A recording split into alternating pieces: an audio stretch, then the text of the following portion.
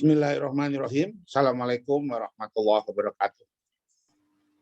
Waalaikumsalam warahmatullahi wabarakatuh.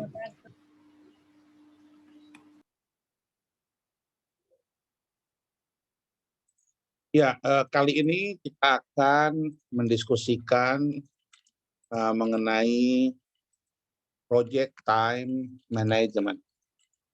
Ya, sebelumnya perlu saya sampaikan kembali bahwa project time management ini merupakan salah satu knowledge area dari 9 knowledge area yang menjadi tulang punggung konsep PMBOK atau Project Management Body of Knowledge.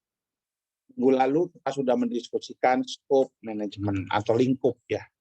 Lingkup itu adalah sesuatu yang kita tentukan untuk mengetahui mana yang masuk dalam cakupan pekerjaan dan mana yang tidak.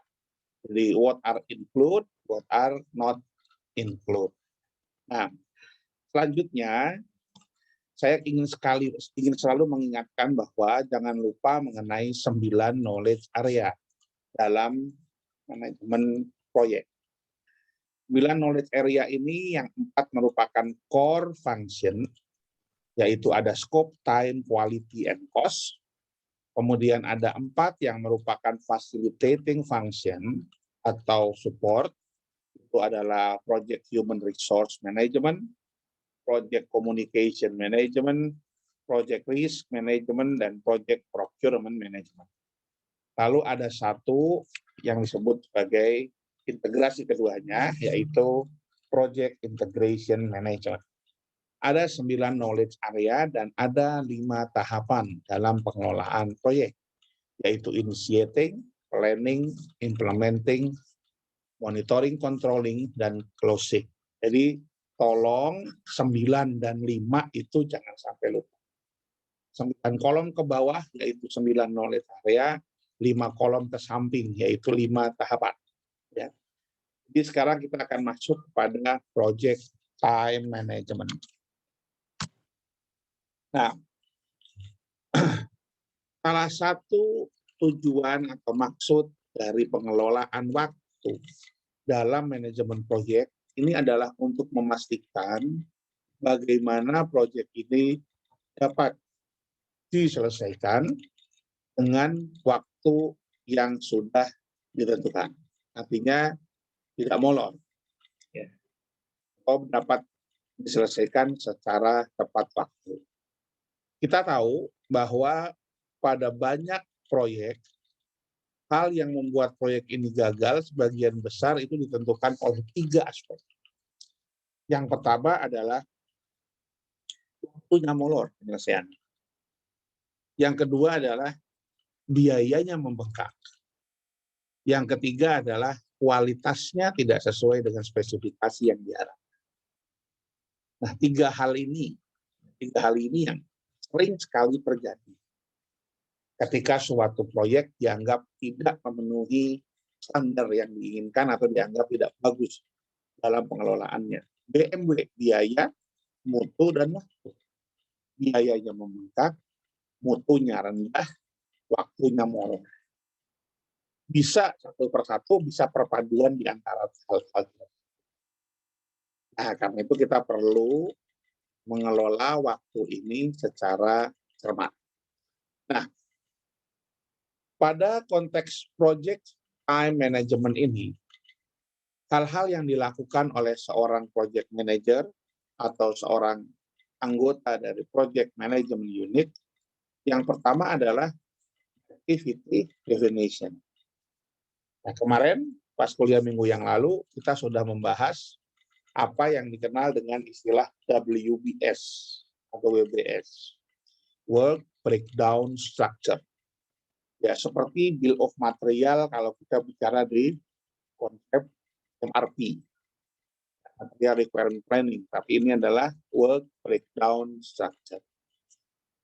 Setelah kita definisikan aktivitas-aktivitas apa saja yang akan kita lakukan dalam proyek tersebut, maka langkah selanjutnya kita akan melakukan activity sequencing. Sequencing itu adalah mengurutkan aktivitas mana dulu yang harus dikerjakan belum atau sesudah yang lain. Kira-kira begitu. Nah, setelah kita menentukan urutan atau sequence, selanjutnya adalah activity resource estimating atau estimation. Resource mengalokasikan sumber daya kepada aktivitas atau kegiatan-kegiatan dalam proyek. Yang disebut sumber daya atau resource dalam manajemen proyek ini, majority secara umum itu ada 3 hal, yaitu adalah jumlah SDM-nya. Kemudian yang kedua adalah biayanya. Nah, yang ketiga itu adalah durasi atau waktunya. Kita lihat masuk yang keempat. Setelah kita tentukan resource-nya, kita menentukan durasi. Oh iya, tadi resource itu ada 3 biasanya, yaitu jumlah SDM-nya, biayanya. Yang ketiga itu adalah alat-alat yang diperlukan atau hal-hal lain yang diperlukan.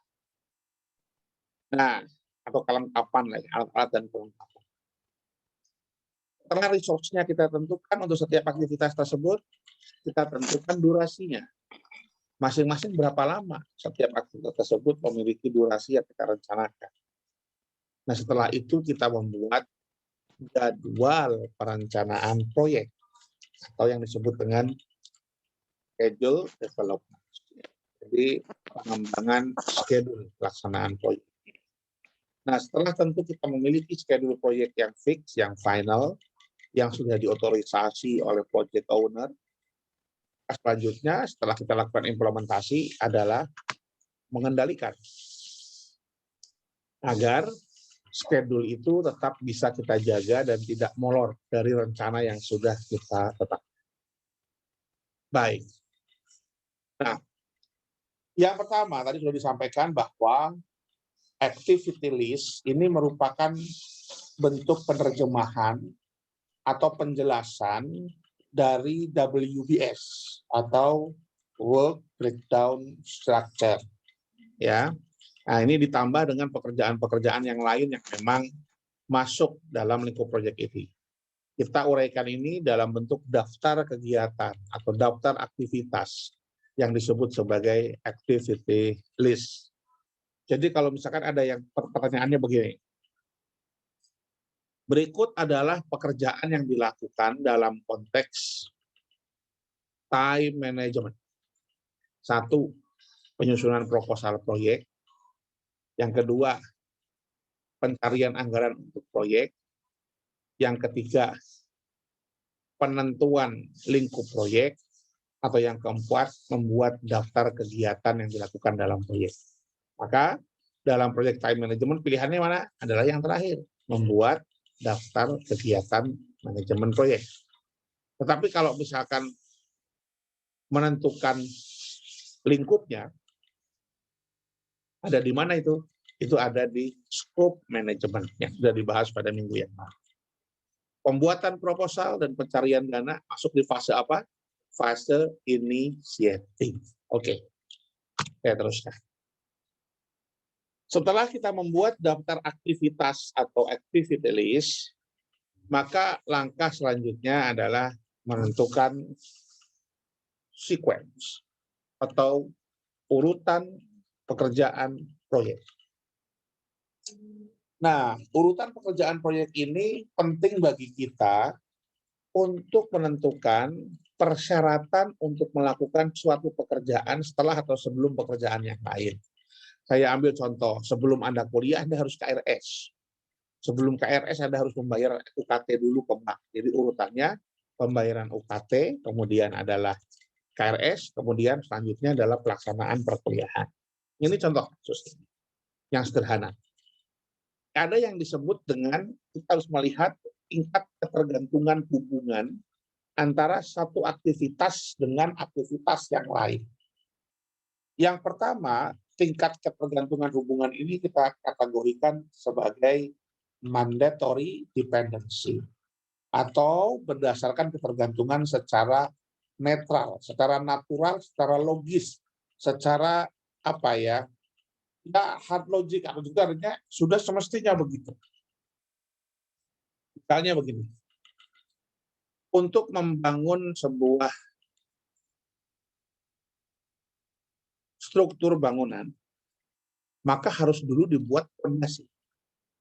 Sehingga pekerjaan atau aktivitas proyek membuat struktur gedung itu memiliki ketergantungan yang mandatori terhadap fondasi. Artinya pekerjaan fondasi itu mau tidak mau harus dilakukan terlebih dulu sebelum kita membuat struktur bangunan. Nah, sama pekerjaan fondasi juga memiliki mandatory dependency. Sama apa? Aktivitas sebelumnya yang disebut sebagai precedent activities. Apa sebelumnya kita membuat fondasi itu apa sebelumnya? Penggalian. Tanahnya digali dulu. Nggak mungkin kita buat fondasi tanpa ada proses penggalian atau digging. Nah, sehingga proses antara penggalian dengan fondasi itu mandatori. Sama kayak tadi kasusnya antara pembayaran UKT, KRS, dan perkuliahan. Sama juga antara pelaksanaan perkuliahan dan ujian. Kalau Anda tidak mengikuti perkuliahan, Anda tidak berhak mengikuti ujian. Tapi kalau Anda mengikuti perkuliahan minimal 75%, baru Anda berhak mengikuti ujian. Ini yang disebut mandatory dependencies. Memang secara peraturan, secara logika urutannya harus seperti itu. Ya, yang disebut dengan mandatory dependency. Tetapi ada juga persyaratan atau ketergantungan antara aktivitas ini yang tidak didasarkan hubungannya sebagai mandatory dependency, tetapi merupakan diskresi atau discretional dependency. Diskresi ini apa? Diskresi ini kalau bahasa Indonesianya adalah kebijaksanaan, pengalaman. Secara aturan, dia tidak tergantung. Tetapi berdasarkan kebijaksanaan dan pengalaman, hal ini sangat mempengaruhi aktivitasnya. Apa contohnya? Supaya Anda tahu gambarannya begini aja. Supaya mudah ya dalam kehidupan kampus.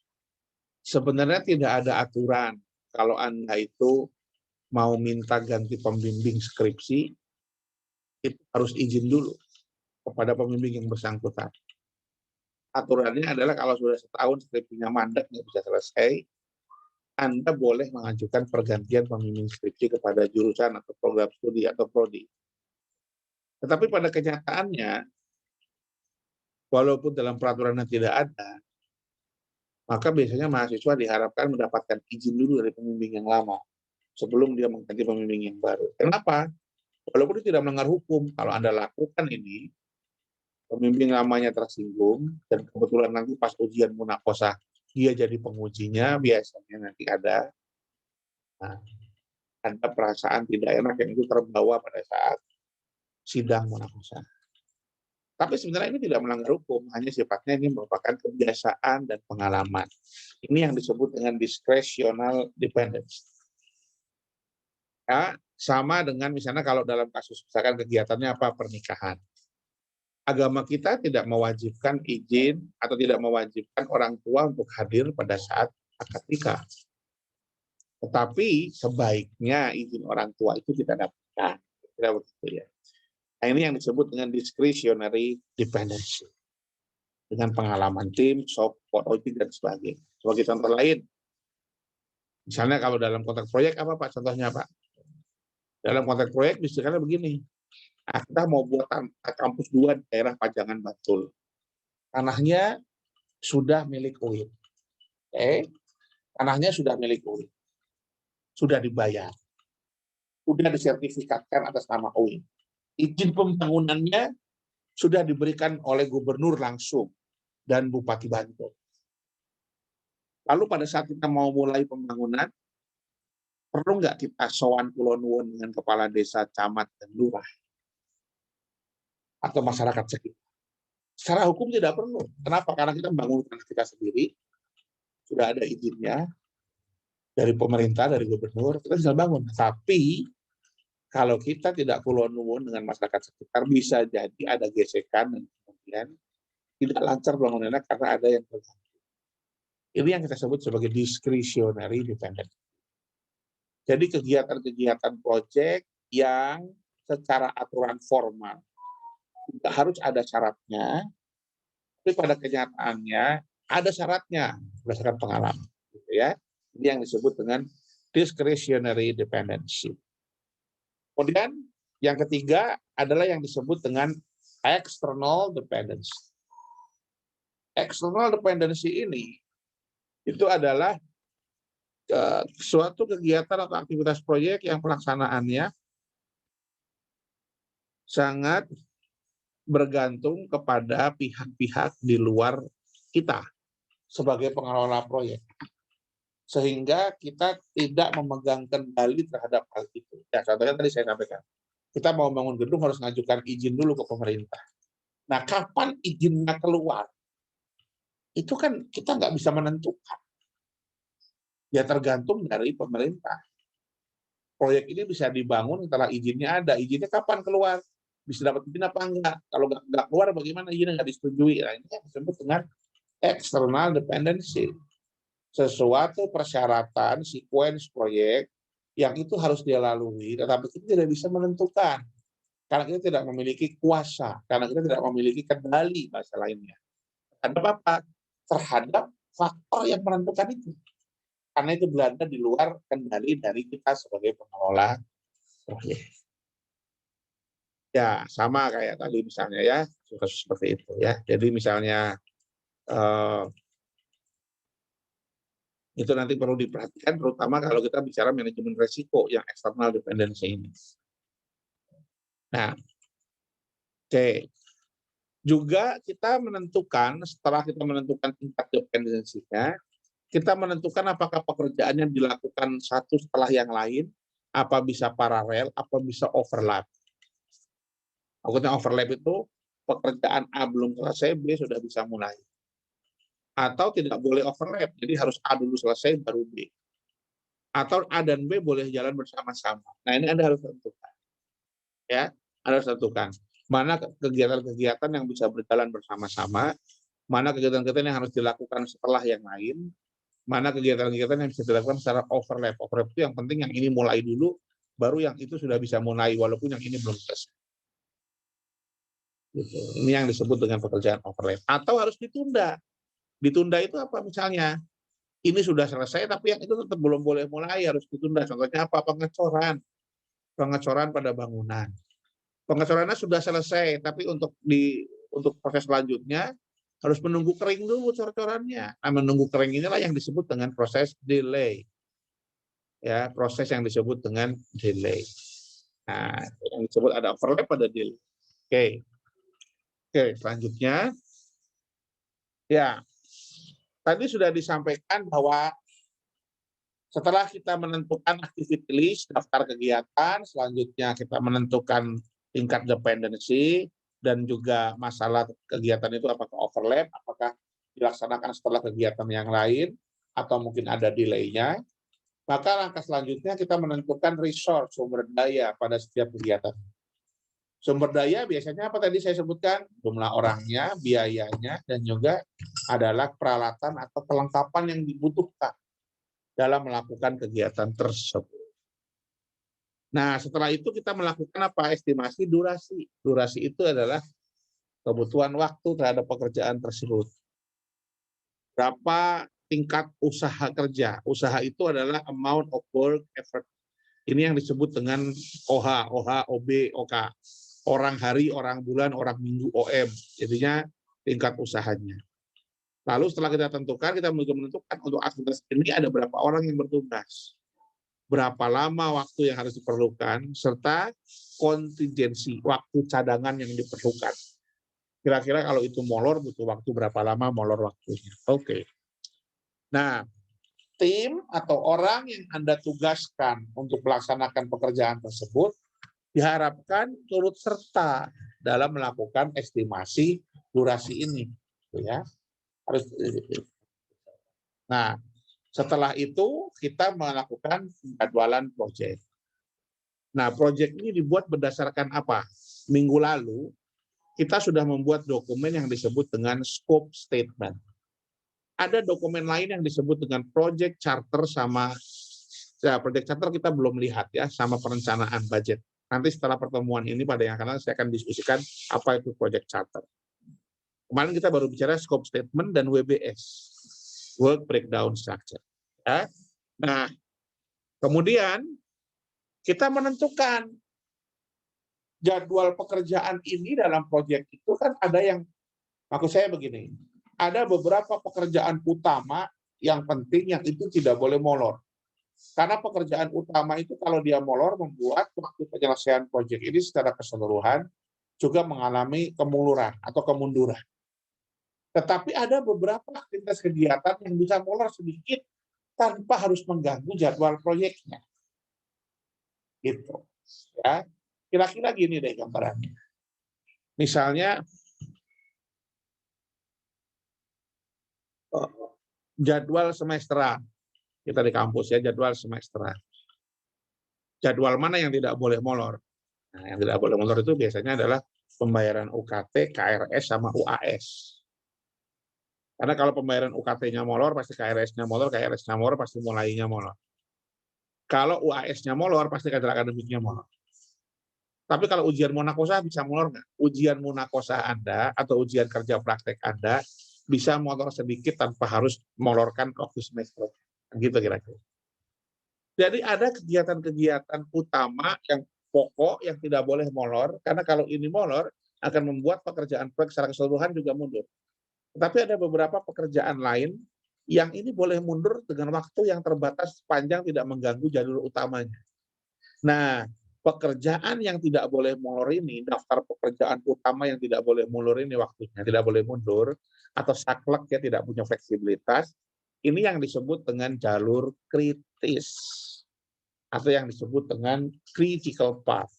Ya, nah kenapa ini penting? Jadi kita akan melihat dari aktivitas pengelolaan proyek ini kegiatan mana saja yang merupakan critical path. Nah pada saat yang critical path inilah kita lebih pay more attention.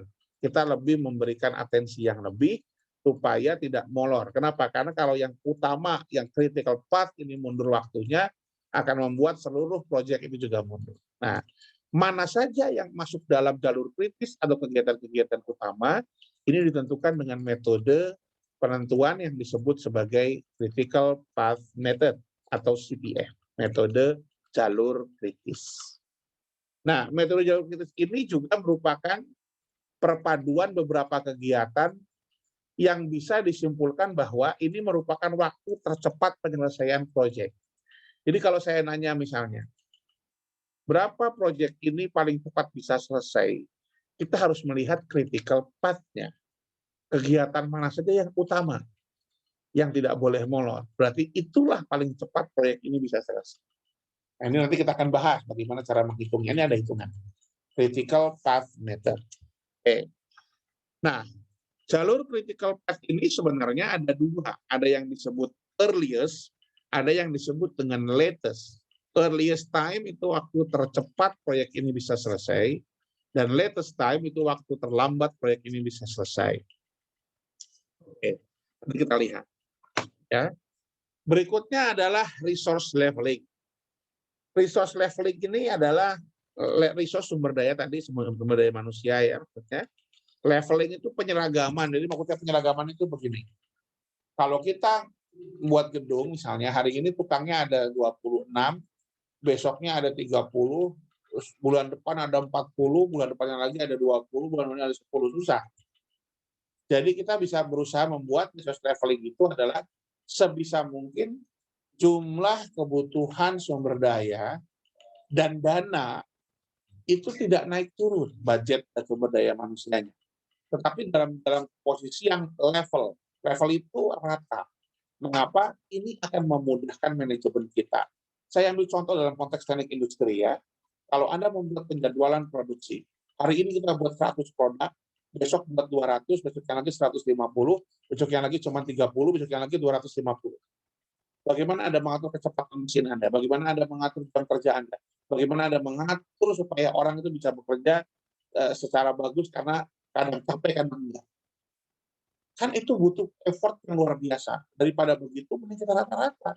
Setiap hari 70, terus 70, sehingga setting mesinnya, kecepatannya bisa standar, dan orang akan bekerja dengan tingkat speed yang seragam. Dengan speed yang seragam itu mereka akan terbiasa. Sehingga tingkat keberhasilan, kecatatan, dan kualitas produknya bisa lebih dijaga karena standarnya itu sama. Nah, kira-kira itu maksudnya resource leveling, ya. Begitu juga kalau kita membuat suatu rumah, suatu gedung, suatu proyek begitu. Kalau kita tetapkan misalkan tenaga kerjanya setiap hari 100 orang, ya sebisa mungkin 100 orang. Sehingga penting sekali kaitannya antara menentukan daftar pekerjaan, durasi, alokasi sumber daya, dan waktu. Supaya kalau bisa setiap saat itu jumlah sumber dayanya bisa terkelola dengan baik, terada.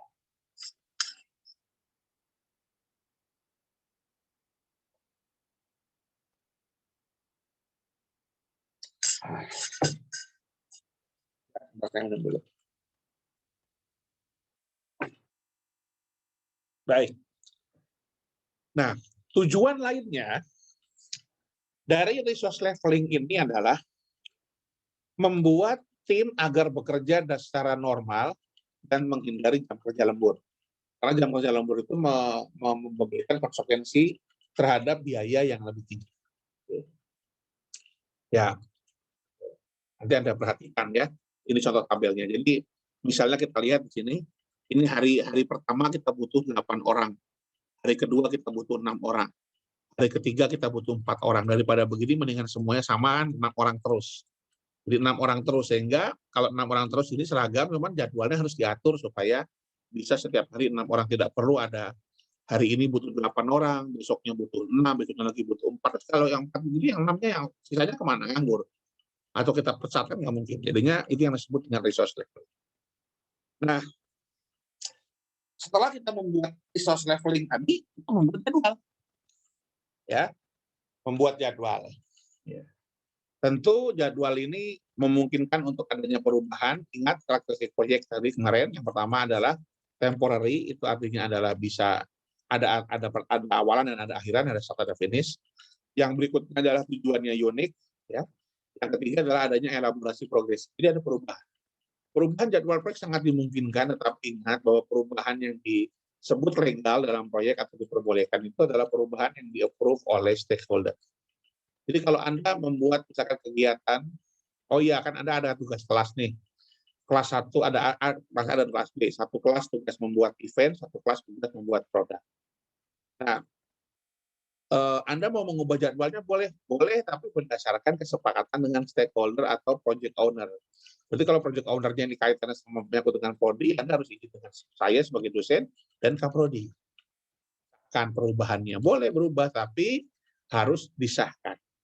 Sehingga kalau kita mengajukan perubahan tidak disahkan, tidak boleh berubah. Artinya, yang disebut elaborasi progresif itu artinya adalah approval harus ada di situ. Memang dimungkinkan adanya perubahan, tetapi harus di-approve, tidak boleh merubah skemanya, kira-kira begitu. Nah, kemudian memungkinkan adanya pembuatan alternatif penjadwalan kontingensi kalau memang itu menjadi permasalahan. Ya, contoh kasusnya dalam konteks pandemi ini, maka banyak proyek-proyek yang dijadwalkan ada perubahan atau ada reschedule proyek ya, karena memang mobilitas agak sedikit terganggu. Begitu juga kalau misalkan ada bencana alam dan sebagainya. Jadi, tapi itu harus di-approve dulu, intinya begitu. Oke. Nah, kemudian laksanakan progress meeting, pertemuan terjadwal dengan stakeholder dan laporkan secara jelas dan lengkap berbagai macam permasalahan dan status mengenai proyek, terutama kaitannya dengan waktu, yaitu penjadwalan. Kita bisa menggunakan software untuk mengelola jadwal atau manajemen waktu dari pengelolaan proyek ini. Apabila kita gunakan yang paling gampang itu adalah Microsoft Project. Kita bisa menggunakan juga, kalau teman-teman teknik sipil biasa pakai Primavera.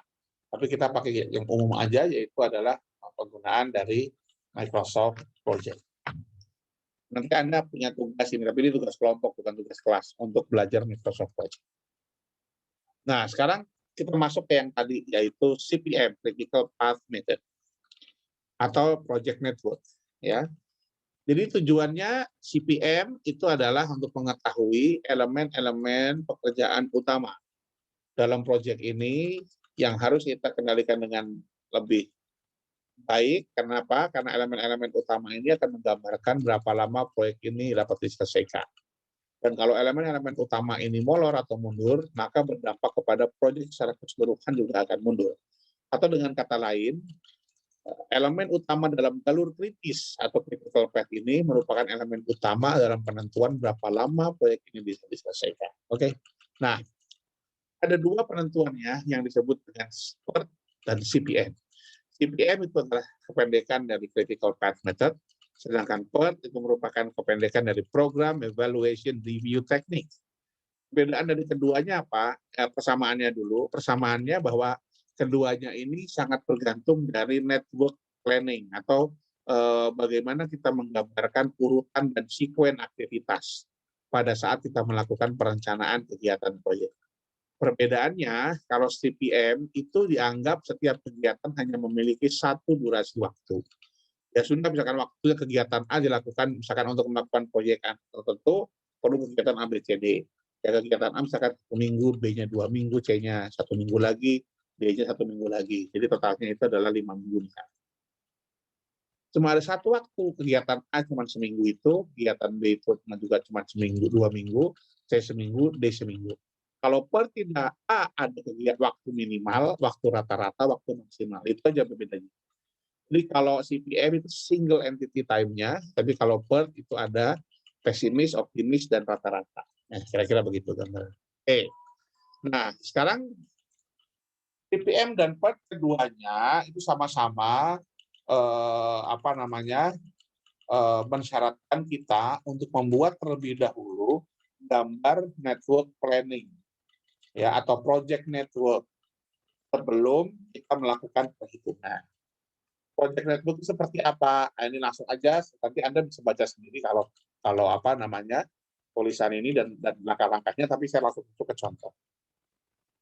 Ya, yang pertama komponen jaringan project atau network component.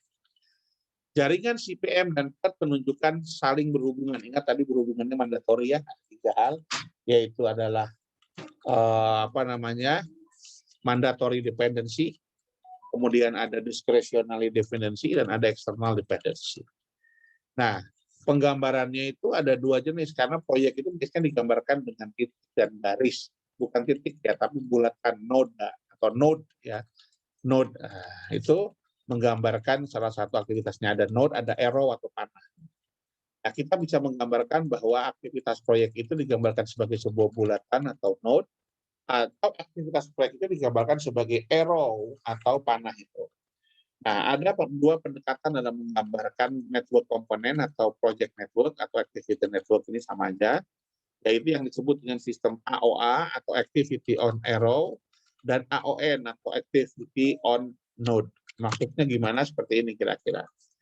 Misalkan satu proyek itu terbagi atas 3 kegiatan, yaitu A, B, dan C. Kalau kita menggunakan penggambaran project network, menggunakan konsep AON, maka pada node inilah aktivitas itu berjalan. Yang ini artinya A dilakukan dulu sebelum B, atau B dilakukan setelah A, dan B dilakukan sebelum C, atau C dilakukan setelah B. Tetapi kalau AOA, maka aktivitas atau kegiatannya itu pada panahnya. Jadi ini panah B, C. Ininya apa? Ini misalkan tanah. Yang di sini misalnya ada ini prosesnya di sini. Bedanya itu aja. Jadi Anda boleh menggunakan yang model AON atau AOA.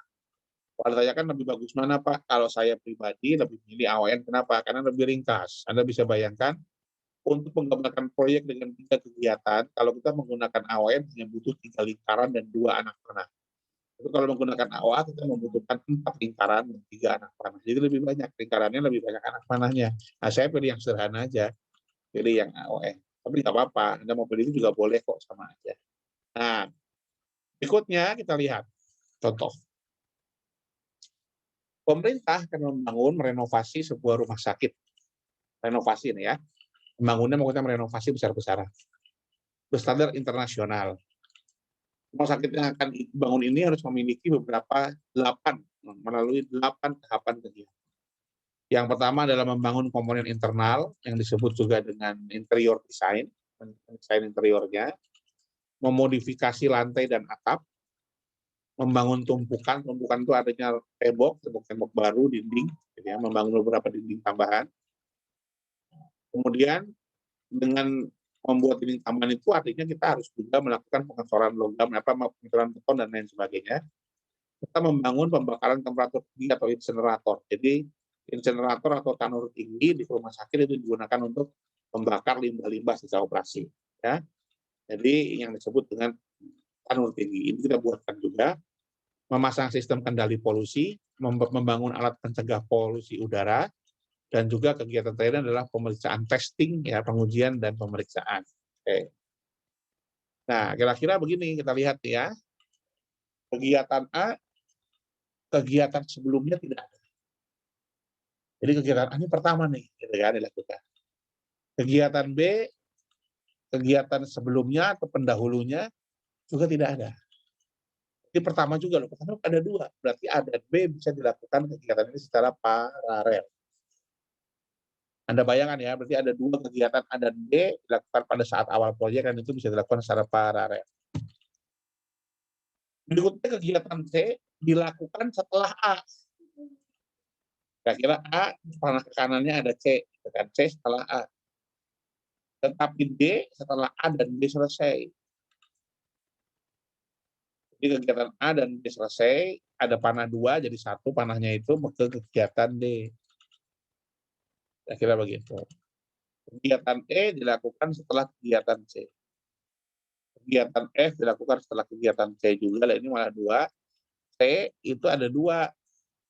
Berarti sebelumnya itu C, kemudian di depannya ada E dan F. Jadi C itu kemudian ada 2 panah menyebar. Jadi ada ke E, ada ke F. Kemudian G, kegiatan sebelumnya D dan E. Jadi kebalikan, ini 2 kegiatan jadi 1. D dan E jadi 1, jadi G, dan seterusnya. Langkah pertama sebelum kita menentukan jalur prioritas itu, untuk kita menentukan jalur prioritas atau CPM itu adalah menggambarkan penjelasan ini ke dalam network planning atau network project. Ya, kita lihat di sini. Pertama kegiatannya adalah 2 paralel. Nah ini, 2 paralel. Berikutnya kegiatan C setelah A. C setelah A ya. Nah, terus kemudian D setelah A dan B. D setelah A dan B. Oke. Nah, kemudian E setelah C. E setelah C. Kemudian F setelah C juga. F setelah C, jadi C-nya ada 2. Terus G setelah D dan E. G setelah D dan E. Terus H setelah F dan G. Jadi seperti ini bentuk network planning-nya dengan metode AON, Activity on Node.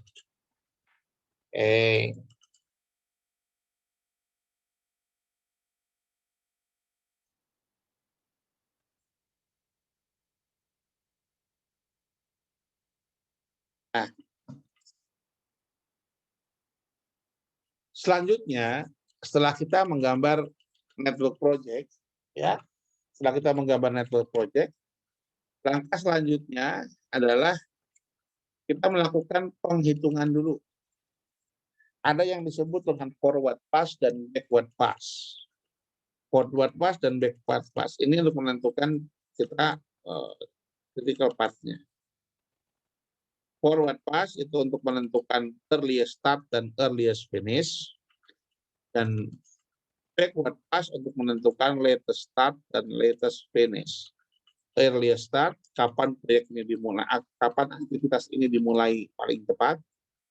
Earliest finish, kapan aktivitas ini selesai paling cepat. Latest start, kapan aktivitas ini dimulai paling lambat. Dan latest finish itu adalah kapan aktivitas ini selesai paling lambat. Untuk menentukan earliest start dan earliest finish, kita menggunakan forward pass atau forward scheduling. Dan untuk menentukan latest start dan latest finish, kita menggunakan backward pass atau backward scheduling. Misalnya begini, kegiatannya A, durasinya 2 minggu, yang ini adalah latest start, latest finish. Ini gambarannya lingkaran ya, node, sebenarnya ini ditulisin. Ya, latest start, latest finish, early start, latest start, latest finish. Kita ambil waktu. Setelah itu nanti kita hitung ya, antara earliest dikurangi latest yang kalau dihitung selisihnya itu 0, maka itu merupakan bagian dari critical path. Nah, kita lihat sekarang. Contoh, hitunglah waktu mulai dan selesai untuk proyek tersebut. Ya. Dan berikut adalah menunjukkan jaringan proyek tersebut. Nah, kita lihat. Kegiatan A waktunya 2 minggu. Misalnya diketahuinya begitu ya. Kegiatan B waktunya 3 minggu. Kegiatan C waktunya 2 minggu. Kegiatan D waktunya 4 minggu. E juga 4 minggu. F 3 minggu. G 5 minggu. Dan H 2 minggu.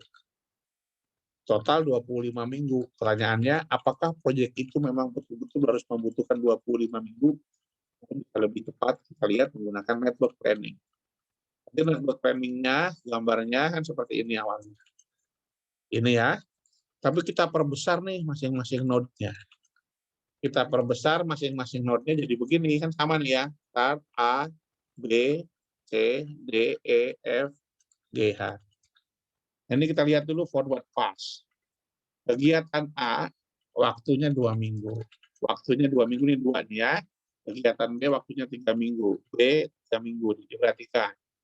Ya, kegiatan C 2 minggu. Kita lihat C 2 minggu. Baik, kegiatan A waktu durasi 2 minggu. Mulai minggu ke-0 selesai minggu ke-2. Nah, karena C dilakukan setelah A dan A baru selesai minggu ke-2, maka C dilakukan pada awal minggu ke-2. Minggu ke-2 selesai, tambah 2 jadi 4. Jadi ini 2 minggu, ini 2 minggu kan.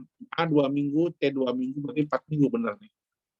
A selesai minggu ke-2, C selesai minggu ke-4. B 3 minggu durasinya, berarti mulai minggu ke-0, selesainya minggu ke-3. Ini hati-hati. Karena D ini dilakukan setelah pekerjaan A dan B selesai. Di sini padahal A-nya selesainya minggu ke-2. B-nya minggu ke-3. Maka D dimulai pada minggu ke-berapa? Nggak mungkin dong minggu ke-2. Kenapa? Kalau minggu ke-2 dimulai, padahal B-nya belum selesai. Jadi nggak boleh. Padahal D ini bisa dimulai pada saat A dan B selesai. Sedangkan A selesai pada akhir minggu ke-2 dan B selesai pada akhir minggu ke-3. Berarti D akan dimulai pada akhir minggu ke-3. Menyesuaikan yang paling lama nih dari 2 dan 3. Jika pada saat dimulai, B-nya sudah selesai, A-nya sudah selesai.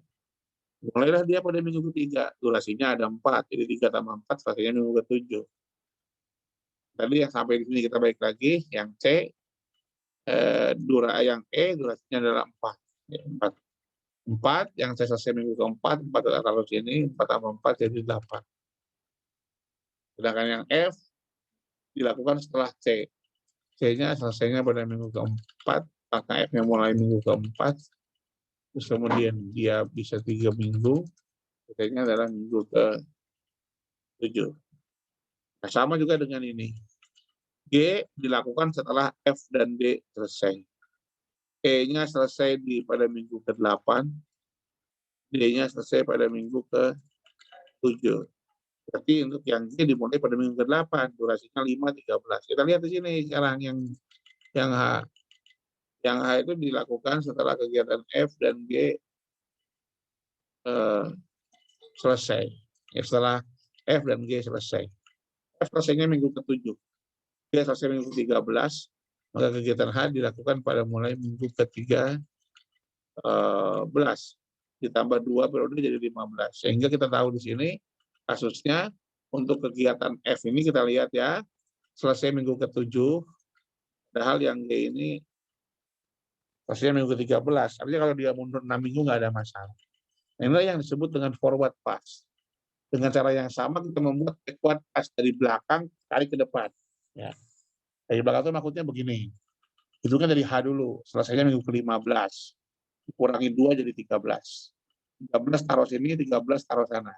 13 kurangi 5 jadi 8, 13 kurangi 5 jadi kurangi 3 jadi 10. 10 ini kan ya. Kemudian di sini kita lihat yang ini 8 ini masuk jadi 8 di sana. Ulangi. Nah, yang ini ada sedikit problem karena kita lihat di sini ada 10, ada 4 yang diambil. Dan seterusnya. Jadi nanti ada perbedaan nih kita lihat nih. Nah, sekarang kita lihat nih. A, ini yang atas ini earliest, yang bawah latest. Earliest latest-nya sama yang A. Yang B berbeda. Yang C sama. Yang D berbeda, yang E sama, yang F berbeda, yang G sama, yang ini sama. Nah, kita lihat sekarang nih, waktu kegiatan A 2 minggu, earliest start, earliest finish, latest start, latest finish. Sudah ada kan di dalam, dipindahkan ini, yang dalam lingkaran ini dipindahkan ke tabel ini. Kemudian kita hitung. Nah, LS min ES, kegiatan A, earliest start 0, earliest finish-nya 2, latest start-nya 0, latest finish-nya juga 2. Kemudian dikurangi antara latest start dikurangi earliest start. 0 min 0, 0. Kita lihat, yang di sininya selisihnya slack-nya itu 0, 0, 0, 0, ini kita anggap sebagai jalur kritis. Maka jalur kritisnya adalah kegiatan apa? A, yang 0 ini, B, C, E, G, H. Nah, saya kembali ke sini. Jadi jalur kritis dalam kasus ini adalah A, C, E, G, H. Yang ini tidak boleh molor waktunya karena dia, kalau dia molor mengakibatkan proyek ini akan molor. Kegiatan B, D, dan F bisa molor sedikit, tapi tidak boleh lebih lama dari ini. Nah, tadi kita hitung, kalau kita jumlahkan satu per satu, sebenarnya waktu yang dibutuhkan 25 minggu. Tetapi setelah kita buat schedule-nya, maka waktu yang dibutuhkan hanya 15 minggu, karena ada yang paralel, ada yang sifatnya network pekerjaan tadi secara ringan. Maka walaupun kalau dijumlahkan semua aktivitasnya 25 minggu, maka proyek ini sebenarnya bisa diselesaikan dalam tempo 15 minggu. Oke. Nah, kemudian kalau PERT apa? PERT itu ada tadi saya bilang waktunya, tadi kan kalau yang CPM cuma 1. Kegiatan A 2 minggu ya sudah 2 minggu. Kalau PERT tidak. PERT itu ada elemen ABM. ABM itu rumusnya adalah waktu pesimis ditambah rata-rata ditambah waktu optimis dibagi dengan 6. Ya, rumusnya begitu. Contohnya ini, kegiatan A, waktu optimisnya 1, waktu pesimisnya 3, waktu realistisnya 2. Ini contoh saja. Ya, kegiatan B yang tadi itu maksud saya. Nah, ini ada misalnya jalur kritis. Ada jalur kritisnya itu ada di A, C, E, G, dan H. Nah, ini. Nah, setelah kita menggunakan rumus ini tadi, kita juga bisa menghitung variansinya menggunakan rumus yang di bawahnya ini. Ya, kita masukkan di sini. Ya, kegiatan A, ABM-nya, tadi ini pertamanya sudah ketahuan, jalur kritisnya mana saja. Kemudian kita hitung di sini variansinya ini. Nah, variansi itu untuk apa katanya? Variansi ini sebenarnya menunjukkan faktor resiko dari proyek.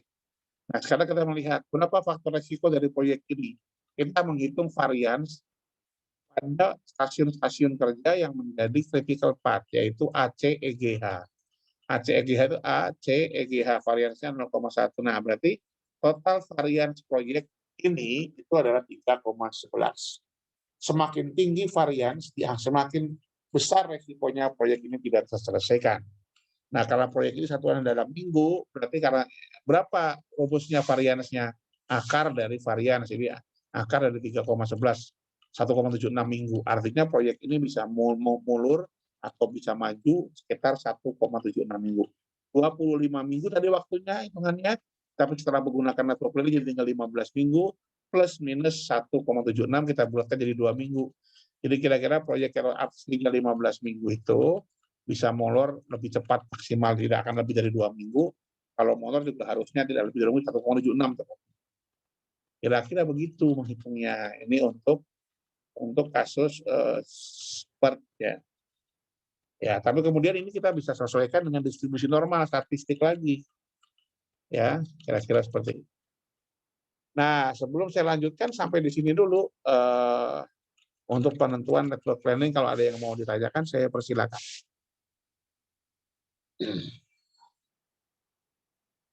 Ya, saya persilakan kalau ada yang mau bertanya.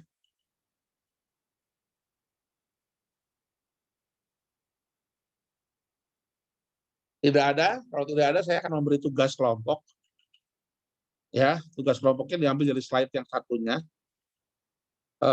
Slide ini sudah ada kemarin, Anda bisa lihat lagi ke WhatsApp group dari awal saya sudah sampaikan.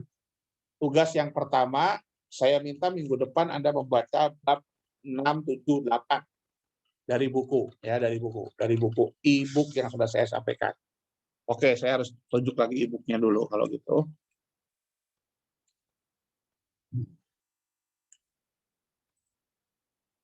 Oh, nggak bisa karena sedang di recording. Oke, nanti aja. Yang jelas nanti Anda tunjuk e-booknya dari mana.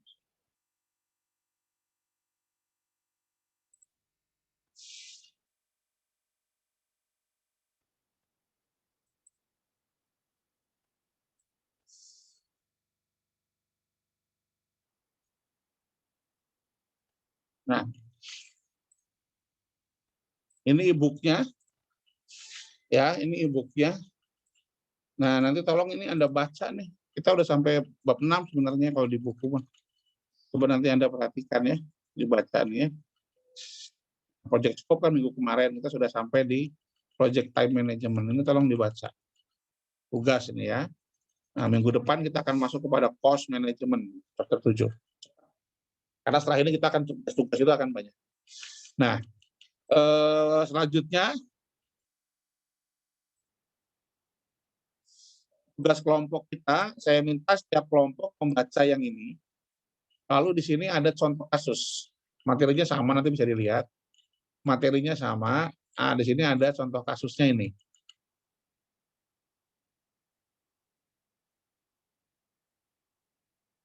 Ini. Ada contoh kasus di bagian belakang. Lalu ada lintasan kritisnya, jalurnya ini. A. Ini ada jalur kritisnya. Nanti tugasnya Anda pelajari kasus yang di slide yang ini, kemudian buatlah penjelasan secara kelompok. Kenapa kok A, B, D, dan yang di bawah ini, ya, A, B, D, E, dan F ini bisa ditentukan sebagai jalur kritis. Jadi tugasnya adalah membuat uraian dan penjelasan mengapa jalur ini disebut sebagai jalur kritis. Nah, itu kita kumpulkan minggu depan pada saat kuliah. Tugas yang ketiga, minggu depan juga saya minta laporannya setiap kelompok. Ini kelas. Ya. Kemarin kan diberikan tugas kelas, satu membuat event, satu membuat produk. Minggu depan saya minta setiap kelas menyampaikan eventnya apa, produknya apa. Kelas mana yang akan buat event, kelas mana yang akan buat produk. Karena kelas A dan B nih. Misalnya kalau kelas A-nya event, berarti kelas B-nya produk atau sebaliknya. Nah, produknya apa, eventnya apa. Itu saya juga minta laporannya minggu depan. Ya, laporannya minggu depan dikumpulkan, tapi juga disampaikan. Untuk yang tugas kelas ini, membuat event apa dan produk apa, dibuat kira-kira uraiannya dalam 2 halaman saja. 2 halaman dikumpulkan, nanti kita bahas. Tapi sudah harus ada outputnya, kegiatannya apa, eventnya, produknya apa. Dan untuk tugas kelompok dikumpulkan juga ini.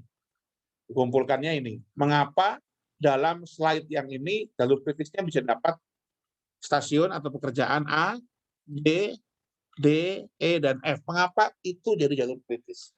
Nah, ini tugasnya ya. Nanti Anda kumpulkan. Kumpulkannya kapan Pak? Pas hari H. Dikumpulkan di grup saja, di WA saja kumpulkannya. Oke, sampai di sini kalau ada yang mau tanyakan, saya persilakan.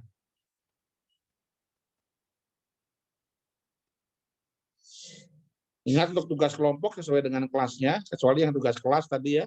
Nanti besok berarti aja. Untuk tugas kelas saya hanya menerima 2 berkas. Untuk kelas A membuat apa, kelas B apa. Tapi untuk tugas kelompok dikumpulkan di grup masing-masing. Pada grup kelasnya masing-masing.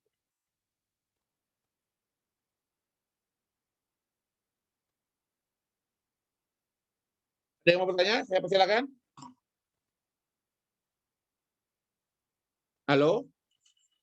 Ada yang mau bertanya?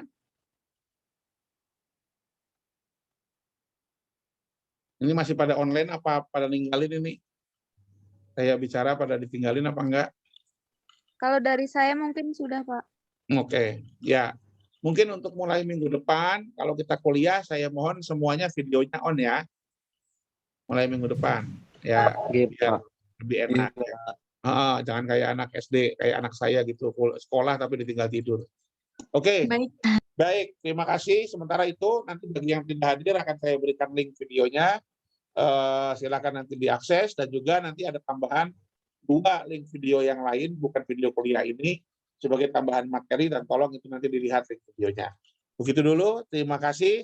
Assalamualaikum warahmatullahi wabarakatuh. Waalaikumsalam Waalaikumsalam warahmatullahi wabarakatuh. Terima kasih, Pak. Terima kasih, Ya, Pak. sama-sama.